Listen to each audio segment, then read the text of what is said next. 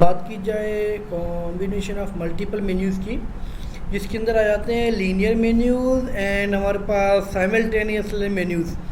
तो पहले हम बात करते हैं लीनियर मेन्यूज़ की कि लीनियर मेन्यूज़ हमारे पास क्या होते हैं, guide the user through complex decision making process. मतलब ये कि यूज़र्स को जो वो उनके पास मल्टीपल चॉइसेस होती हैं, मल्टीपल जो है वो वैरायटी होती है कि आप इनमें से सिलेक्शन कोई एक जो वो सिलेक्शन कर सकते हैं। तो इसका जो हम एक एग्जांपल है छोटा सा वो आप लोगों को दिखा देते हैं।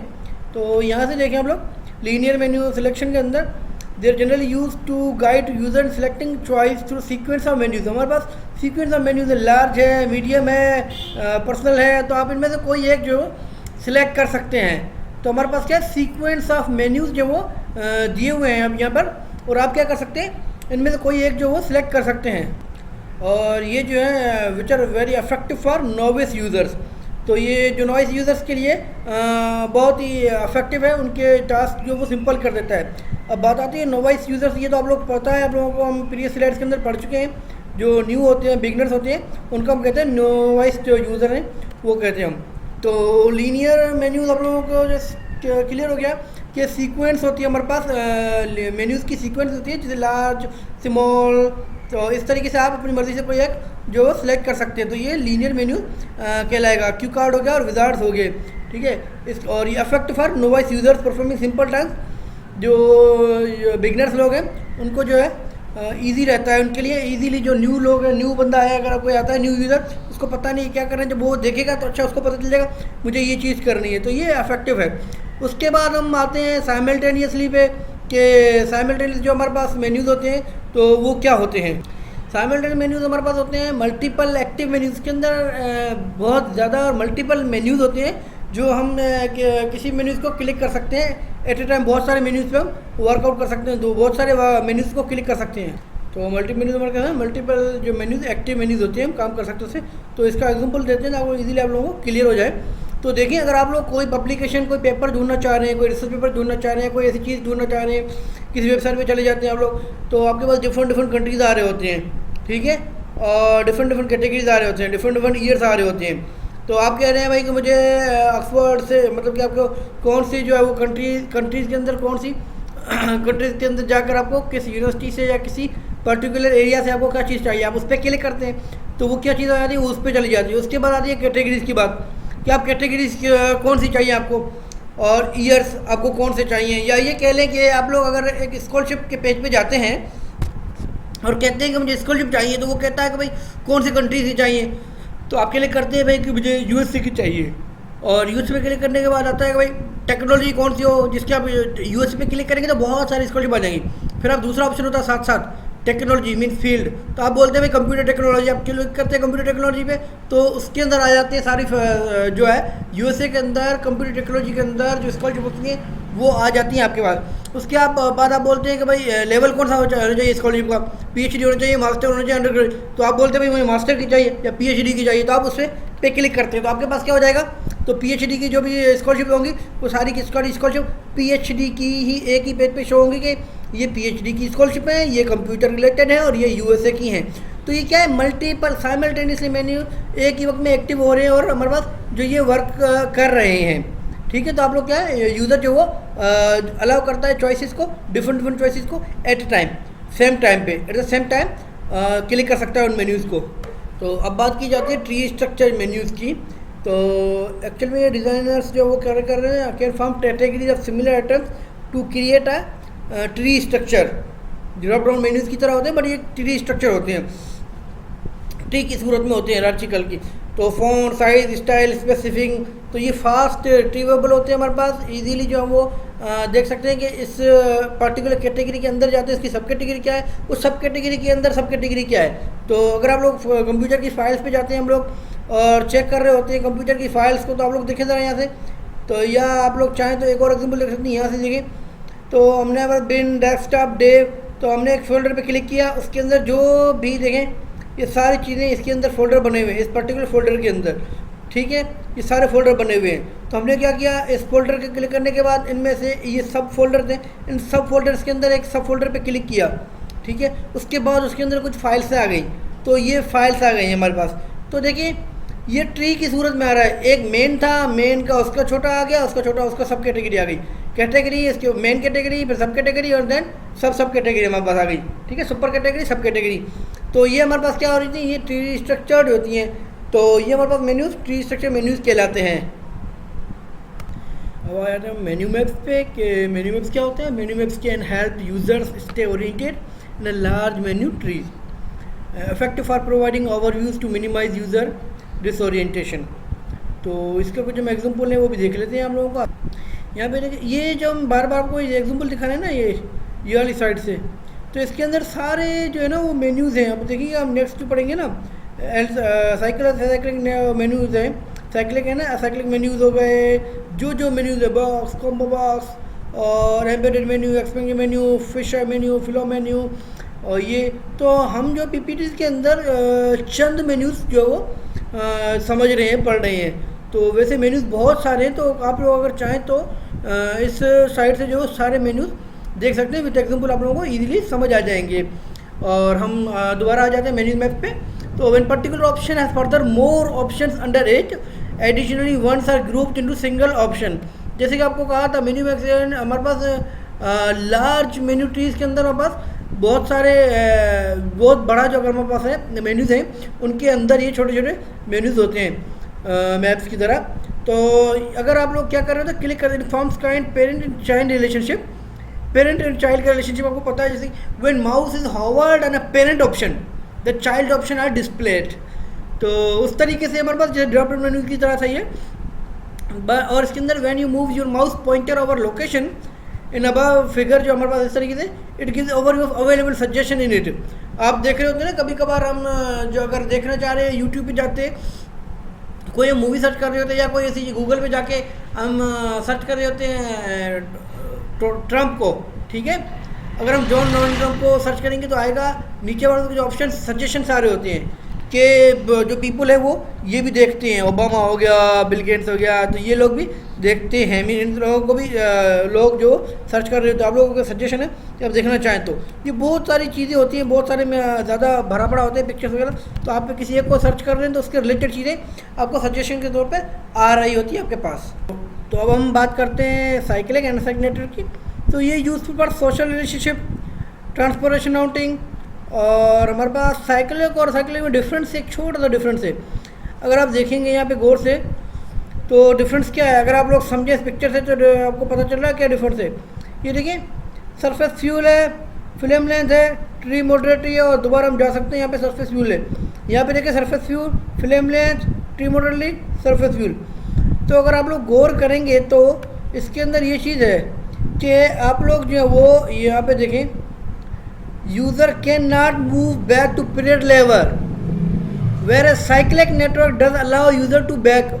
साइक्लिक जो हमारे पास होता है साइक्लिक नेटवर्क, उसके अंदर हम बैक जा सकते हैं। जो आप फिगर देखें ज़रा, हम यहाँ से आए वापस भी जा सकते हैं, देखिए यहाँ से। बट यहाँ से कोई ऐसा यहाँ पे आए ऐसे नहीं जा सकते आप।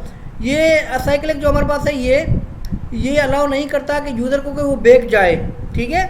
और साइक्लिक नेटवर्क जो होते हैं सोशल रिलेशनशिप के लिए काम आ रहे होते हैं, और use by social network, world wide web, WWW ETC जो है हमारे पास, वो लोग यूज कर रहे होते हैं इसको ज़्यादातर। तो इस तरीके से साइक्लिक नेटवर्क्स आ जाते हैं। अब आते हैं कंटेंट ऑर्गेनाइजेशन की। अगर आप लोग बना रहे हैं तो task related grouping interior organisation, create groups of logically similar items. आपको क्या करना होता है, जो सिमिलर या लॉजिकली सिमिलर लग रहे हैं आप लोगों को, तो आप उनके ग्रुप बनाएं कि ये एक ग्रुप में आएगा, ये दूसरे ग्रुप में जाएगा, एंड देन ये तीसरे ग्रुप में जाएगा। इस तरीके से form group that cover all possibilities, make sure that items are non overlapping, useful familiar terminology, but ensure that items are distinct from one and other. ऐसा नहीं है कि एक जैसी आप चीज़ें वो मिक्स कर दें। तो डिस्टिंक्ट आइटम्स आप लोगों को जो होंगे वो इसके अंदर आप लोगों को करने हैं। और आप लोग ग्रुप जो क्रिएट कर सकते हैं लॉजिकली के सिमिलर, जैसे ऑपरेटर्स है हमारे पास। अगर आपको कहें ऑपरेटर्स, तो ऑपरेटर्स के अंदर देखें ग्रुप क्या बन सकते हैं, assignment operator, logical operator, related. तो ये सारे ऑपरेटर्स एक ही चीज़ के अंदर जा सकते हैं, ग्रुप में, एक ही ग्रुप में जा सकते हैं। इस तरीके से आप लोग सारे जो है पॉसिबिलिटीज़ कवर करेंगे, ठीक है, ग्रुप्स की। और नॉन ओवरलैपिंग होनी चाहिए वो। और यहाँ पे use familiar terminology, but ensure items जो है डिस्टिंक्ट होना चाहिए हमारे पास। देखिए हमारे पास आइटम प्रेजेंटेशन सीक्वेंस के अंदर ऑर्डर का बड़ा जो है ना वो चक्कर है। ऑर्डर जो वो बहुत ही ज़्यादा मायने रखता है, इंपॉर्टेंट है मेन्यू के अंदर। मेन्यू के अंदर अगर कोई मेन्यू बना रहे हैं आप लोग, ठीक है, आप यूज़र इंटरफेस अगर क्रिएट करेंगे तो आप कोई मेन्यू जो है वो बनाएंगे, ठीक है। तो इम्पॉर्टेंट हमारा order of item menu is important and should take natural sequences into account when possible. Time, numeric ordering, physical properties. तो आपको क्या करना है, ऑर्डर का जो है वो ख्याल रखना है आप अगर मेन्यू बना रहे हैं तो। इस तरीके से आपके पास ग्रुपिंग रिलेटेड आइटम्स के ग्रुप होने चाहिए और मोस्ट फ्रिक्वेंटली यूज आइटम्स जो कौन से हुए हैं उनको फर्स्ट पहले रखना है आपको। ये आपको चेक करना होता है कि आपने बार ज़्यादा जो आइटम यूज़ किए वो आपके पास पहले मरतबा जैसे आप आ जाए तो वो डायरेक्ट आ जाए आपके पास। और मोस्ट इंपॉर्टेंट आइटम्स कौन से हैं वो फर्स्ट पे होने चाहिए। एडाप्टिव मेन्यू की बात की जाए तो हमारे पास एडाप्टिव मेन्यू क्या होता है, जो फ्रीक्वेंटली जो यूज़ हुआ हो, बहुत मरतबा जो है वो यूज़ हुआ हो, या ये भी कह सकते हैं अभी जो हमारे पास रिसेंटली आपने जो मेन्यू व्यू किया हो, आपने जो रिसेंटली मेन्यू व्यू किया हो वो आपके पास आ जाए, ठीक है। लेकिन रिसेंटली यूज मेन्यू जो वो आपके साथ आ जाए विदाउट यूजिंग सर्चिंग करें आप और उसके अंदर चले जाएं। तो यहाँ पे देखें आप लोग अगर कि एडॉप्ट मेन्यू द मेन्यू हुए तो मोस्ट रिसेंटली सिलेक्टेड और viewed items are shown on the top so that it help the user can perform actions without searching them in long menus. तो लॉन्ग मेन्यूज़ के अंदर जाने की ज़रूरत नहीं है। आप लोग अगर आपने अभी सर्च किया था और दोबारा आपको वो 5-6 स्टेप्स नीचे जाना है, सर्च करना है, वो करने की ज़रूरत नहीं पड़ेगी। तो हमारे पास एडाप्टिव जो मेन्यूज होती हैं वो हमारे पास रिसेंटली जो हमने यूज किए होंगे तो वो हमारे पास आ जाएंगे, ठीक है। तो यहाँ पे हमारे पास क्या है, adaptive menus are menus where the most recently selected are viewed items are shown. और आप लोगों को उसके अंदर जाने की ज़रूरत नहीं होगी फिर कि आप विदाउट सर्च करें लॉन्ग मेन्यूज़ के अंदर जाकर। तो मेन्यूज़ का जो लेआउट होना चाहिए वो किस तरीके से होना चाहिए, use task semantics to organising menus, single, linear, sequence, tree, structure, cyclic, network. तो आप लोग जो इनकी सीक्वेंस होनी चाहिए सबकी ऑर्गेनाइज करें बेहतर तरीके से। प्रेफर जो है broad shallow to narrow depth तक। Show position by graphic numbers और titles. Use items as titles for sub trees. Group items में हमारे पास होती है मीनिंगफुली जो ऑर्गेनाइजिंग एक्चुअल में होना चाहिए हमारे पास। सीक्वेंस आइटम जो group item meaningfully, sequence item जो meaningfully. Use brief items begin with the keyword, ठीक है। कोशिश करें ब्रीफली जो है ना आप आइटम से ही बंदे को पता चल जाए जो यूज़र होगा उसको। Use consistent, grammar, layout, terminology. तो ये सब चीज़ हमारे पास क्या है, पर्टिकुलर लेआउट का मेन्यू का लेआउट इस तरीके से होना चाहिए हमारा मेन्यू लेआउट। जो है टाइटल्स के लिए देखें, for single menus use a simple descriptive title. हमारे पास फॉर ट्री हो जाएगी, सिंगल मेन्यूज़ की बात की जा रही थी तो डिस्क्रिप्टिव टाइटल को सिंपल टाइटल यूज़ करें आप लोग। ट्री स्ट्रक्चर मेन्यूज हैं तो exact same words and higher level menus items as in हमारे पास titles for the next lower level menus.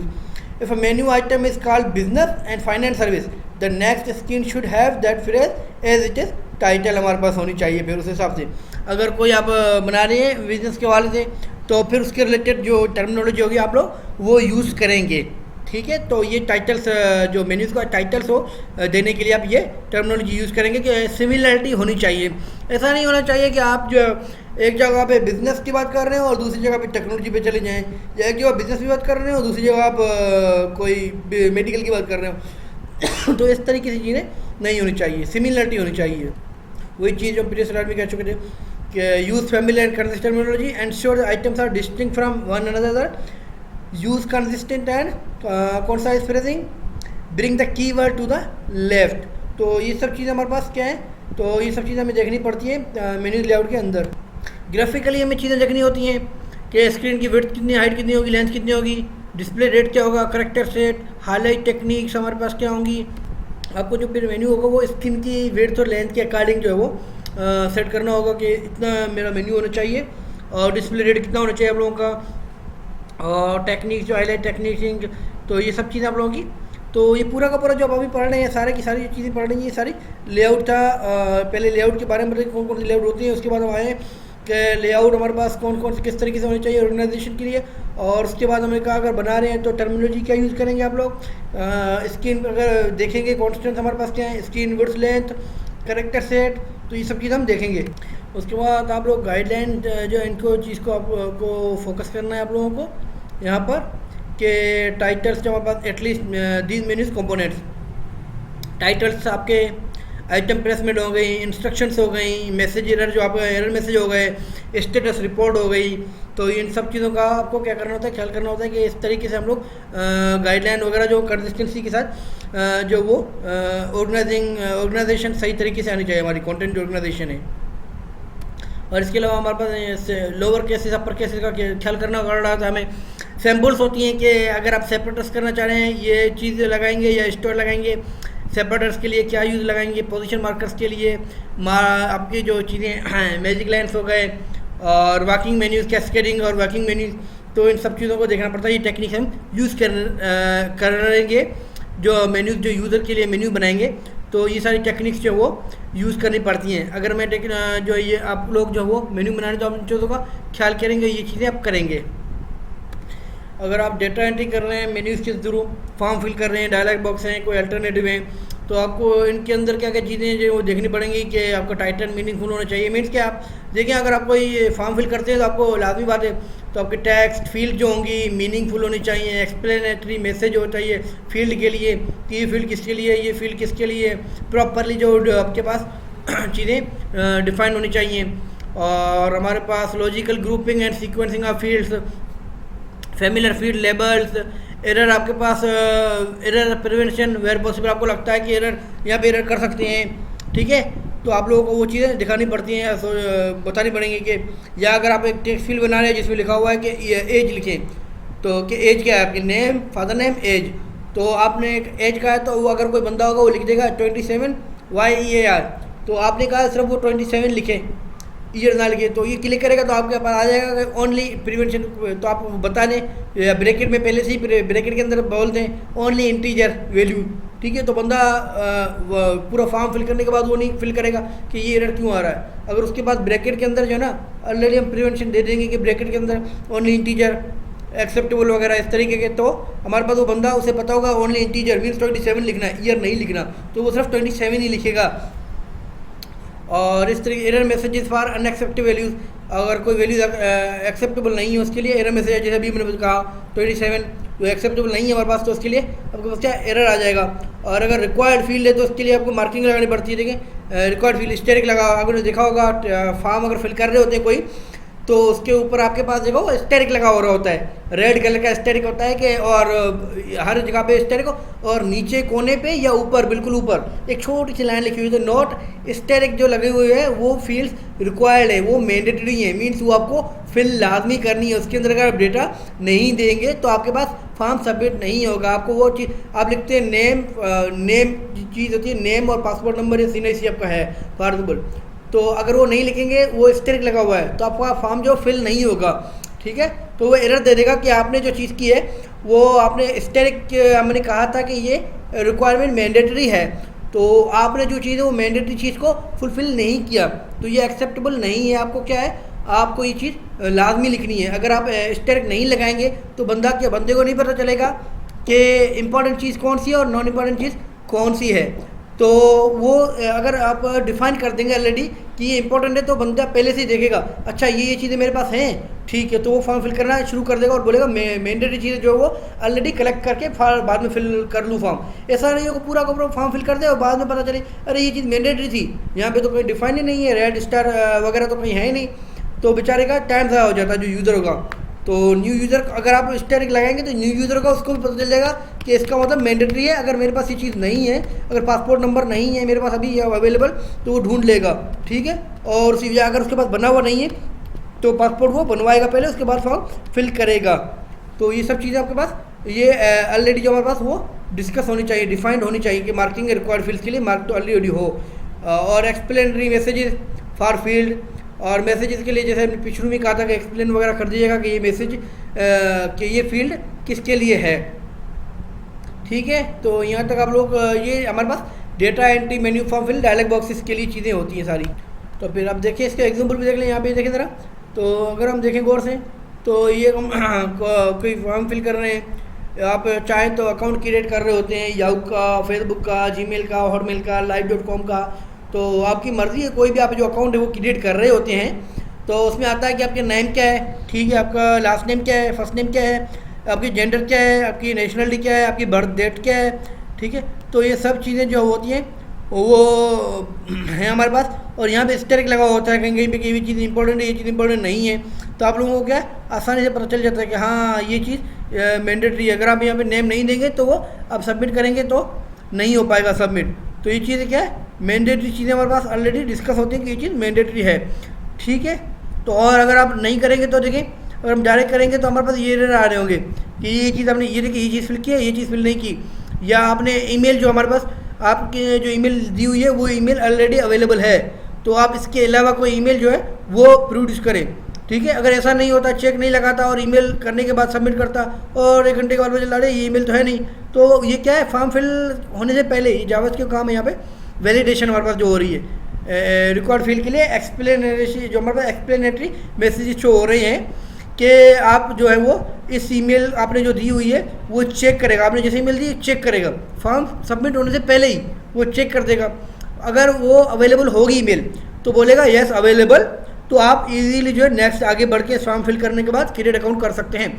Otherwise जैसे कि यहाँ पे शो हो रहा है ये ईमेल ऑलरेडी क्रिएटेड थी और ये बंदा अभी दोबारा एक ईमेल, आपको तो नहीं पता कौन सी ईमेल अवेलेबल है, आपका अगर नाम फारदुल है, आपका सीआर कौन है, मिनाज है, ठीक है, तो मिनाज लिखता है minaj123@gmail.com, या आपके पास अरशद इकबाल है या अरशद है, कोई भी है, फिर आपके पास दरियाब है, ठीक है, तो लिखते हैं 123@gmail.com, तो उनको नहीं पता होता है कि अगर वो तो अभी बना रहे फारदुल जीमेल पे अकाउंट, दरिया बना रहे दरिया 123, ठीक है @gmail.com, और अरशद ने इत्फाक से, अरशद का निकनेम है दरियाब फारदुल, तो उसने भी ये बना ली थी दरिया 123@gmail, उसके पास ऑलरेडी है।